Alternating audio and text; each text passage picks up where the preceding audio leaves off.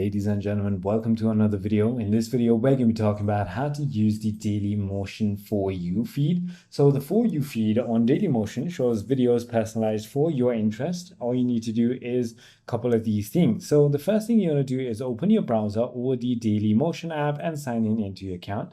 Then from the left-hand side on your web or bottom navigation on your mobile, simply select For You. Finally, once you've done that, you will see a personalized feed of videos based on your interest and watch activity. So if you simply go ahead and click on the heart icon to like a video, this helps Dailymotion understand your preference and improve your For You feed. You can also follow channels you like to see more videos from them and watch more. The more you watch, the better For Your feed becomes. Also, if you don't like something on your For You, you can simply go ahead and click on the triple dot and put it to not interested. And you can also go ahead and scroll down to discover new videos.